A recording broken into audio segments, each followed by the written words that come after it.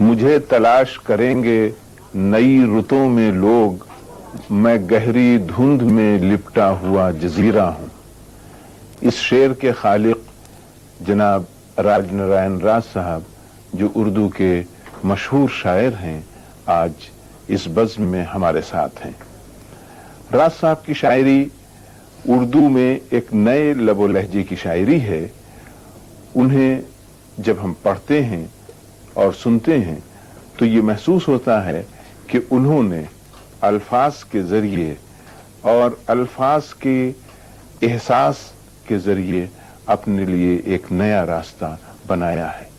راج صاحب، چونکہ شاعری کا ذکر ہے اور شاعری کا جب ذکر ہو تو غزل کی طرف دھیان جاتا ہے، تو کیوں نہ ہم گفتگو سے پہلے آپ کی ایک غزل سنیں؟ میں غزل کے چند شعر آپ کی نظر کر رہا ہوں۔ مطلب ہے، کیا بات تھی کہ جو بھی سنا انسنا ہوا، کیا بات تھی کہ جو بھی سنا انسنا ہوا، دل کے نگر میں شور تھا کیسا مچا ہوا۔ واہ! دل کے نگر میں شور تھا کیسا مچا ہوا۔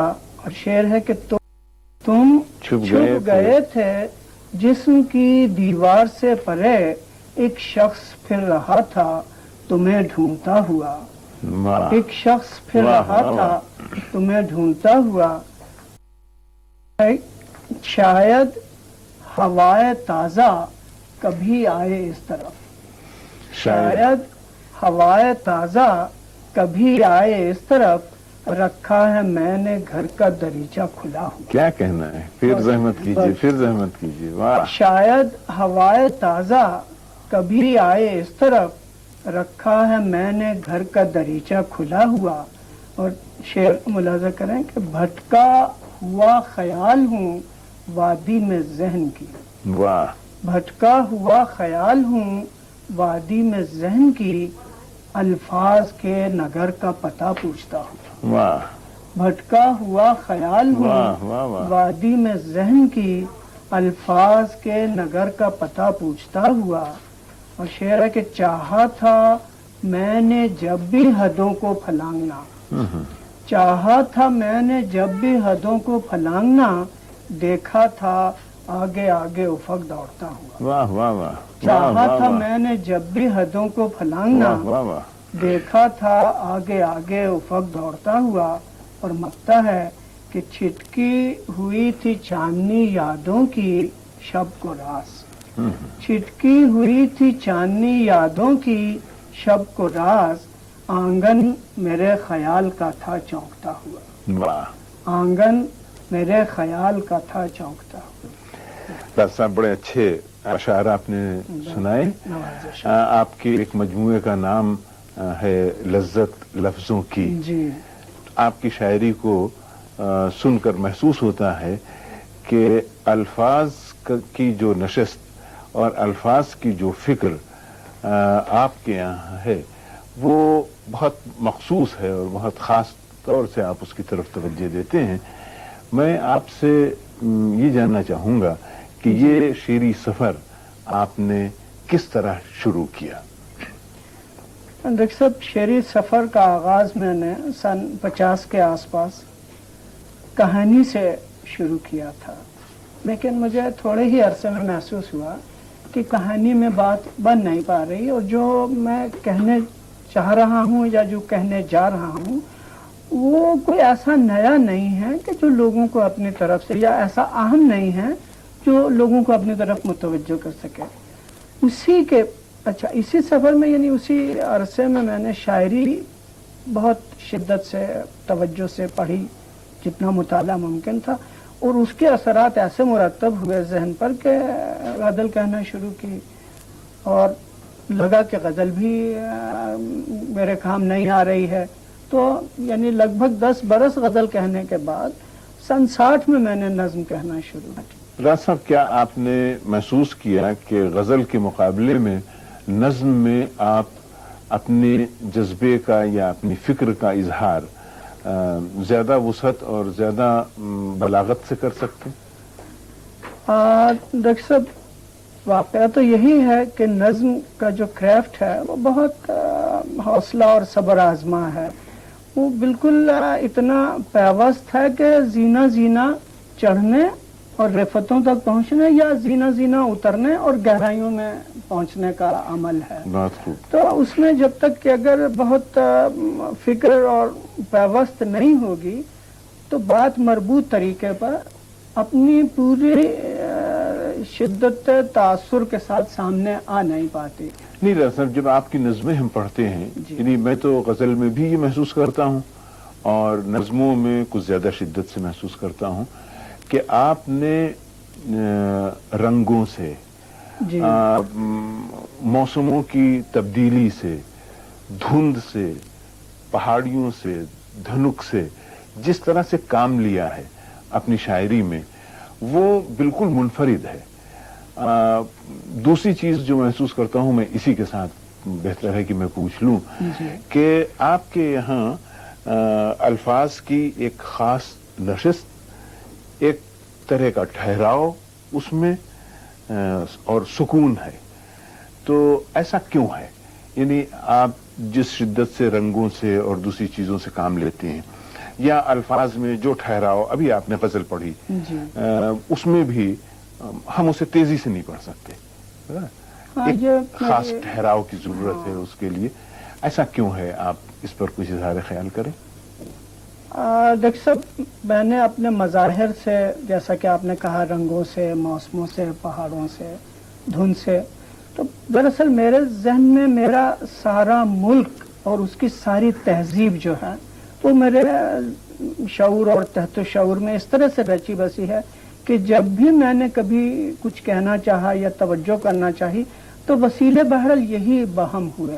اور جیسا کہ آپ جانتے ہیں ہمارا تو ہندوستان اتنا بڑا ملک، ہر طرح کا خطے، ہر طرح کے موسم، اور پھر یہ کہ ہریالی، شادابی، اور اس میں شادابی میں جہاں یعنی ایک رنگ ہرا یا سبز ہے وہاں پھولوں کی بے شمار قسمیں ہیں جو ذہن میں آتی ہیں.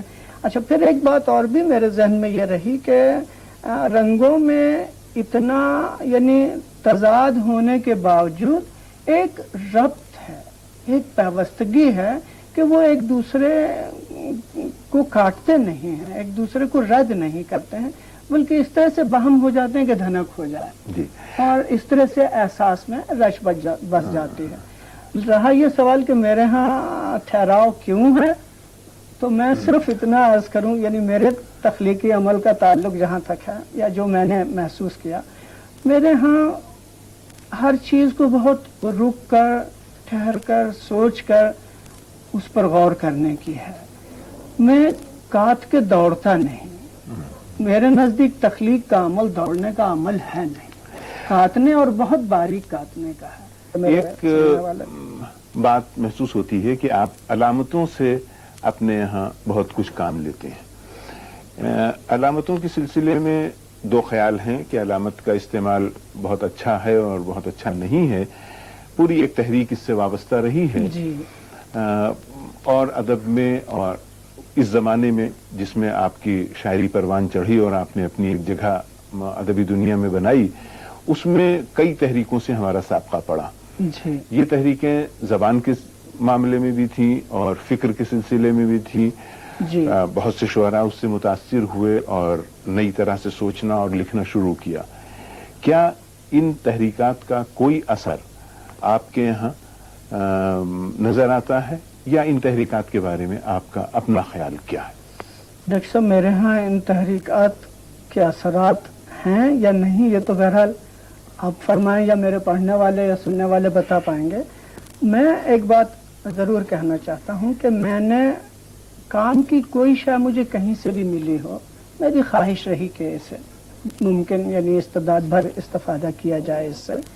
اور لیکن ایک بات بہت بنیادی ہے کہ میں نے خارج پہ نظر تو رکھی ہے، خارج سے لیا کچھ نہیں. اچھا. لیا تو اپنے ہی یعنی پس منظر سے لیا ہے اور جو پیش منظر میرے سامنے تھا اس میں اور اس میں کیا تال میل یا ربط اور تسلسل میں اپنی تخلیقی اظہار سے پیدا کر سکتا تھا. چونکہ بہرحال اگر بات میں ماضی کی بھی کر رہا ہوں تو آتا مستقبل ہی کی طرف ہوں. اور آپ نے میرے کلام میں یہ بھی دیکھا ہوگا کہ میں نے ماضی کو خوبصورت کہا تو ہے لیکن اس کو اپنی رکاوٹ نہیں بنایا. میں اس کا ایسے گرویدہ اور عاشق نہیں ہوا کہ حال کو اور پھر مستقبل کی راہوں کو کھوٹا کر لوں. تو میرے ہاں ایک فکری سلسلہ ہے ذرا سا کہ میں نے یعنی آپ نے تحریکات کا ذکر کیا ظاہر ہے لیکن میرا اپنا نقطۂ نظر بہت انسانی اور ہندوستانی ہے. جو خارجی تحریکات آپ نے ذکر فرمایا اور جو ہمارے ہاں بہت نمایاں اور واضح رہے جن کے اثرات بہرحال وہ آپ نے دیکھ لیا. آج کے جو چیزیں ہم نے 30-40 کے دہے میں بہت اہم تھیں آج ان کے اثرات جو ہیں وہ آج کم ہو گئے ظاہر ہو گئے. راز صاحب اس کے ساتھ میں یہ پوچھنا چاہوں گا آپ سے کہ چونکہ آپ کو شاعر کی حیثیت سے تو جانتے ہی ہیں لیکن اس کے ساتھ آپ ایک مدیر کی حیثیت سے بہت مشہور ہیں, ایک ترجمہ کرنے والے کی حیثیت سے بہت مشہور ہیں. بے حد اچھے ترجمے آپ نے کیے ہیں زبان پر اور ترجمے پر جو آپ کی گرفت ہے وہ بہت اہم ہے. کن خاص کتابوں کے ترجمے آپ نے کیے ہیں؟ بہت دلچسپ سوال ہے کہ پہلے تو یہی کہ میں نے ترجمے آخر کیوں توجہ کی اس طرف, تو اس کی بنیادی وجہ تو یہی ہے کہ میرے استاد محترم منور لکھنوی خود بہت بڑے مترجم تھے, تو چونکہ ان کے قدموں میں بیٹھنے کا شرف مجھے حاصل ہوا اور یہ تاثر میں نے وہیں سے لیا. جو ترجمے میں نے کیے ان میں ایک تو انگریزی سے تھا عزم جواں, ایک چھوٹا سا ناول ہے اینٹی وار, بہت خوبصورت ناول. اس کے بعد میں نے کچھ ترجمے کیے نیشنل بک ٹرسٹ کے لیے. اس میں ساہتیہ اکیڈمی انعام یافتہ کتاب پہروں کی آواز ہے, بہت عمدہ ناول ہے ہمارے تحریک آزادی کے پس منظر میں. اس کے ساتھ ہی میں نے ان کی پاپولر سائنس سیریز میں ترجمہ کیا ایٹم کی کہانی کا, جو بہت ٹیڑھا کام تھا اس لیے کہ کوئی اصطلاحات ہمارے سامنے موجود نہیں تھی. اس کے بعد جو میں نے میرا خیال ہے بہت لائق توجہ کام ہے وہ ساہتیہ اکیڈمی ادھر جو ہندوستانی ادب کے معمار کے سیریز میں کروا رہی ہے وہ بہت عمدہ کام ہے. اس سیریز میں میں نے ایک کتاب کی ہے فقیر موہن سیناپتی کا, بہت عمدہ ہے. اور ادھر حال ہی میں ایک کتاب میں نے NBT کے لیے کی بچوں کی, بھوپندری پال کی کتاب ہے ایورسٹ چوٹی تک میرا سفر.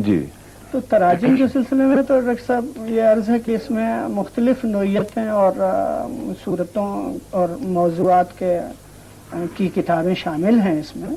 اچھا, اب یہ بڑی مشکل بات ہے کہ ایک آدمی جو بہت سنجیدہ شاعر ہو اور مترجم ہو بہت سیریس اور سائنٹیفک بکس کا, وہ بچوں کے لیے بھی لکھے.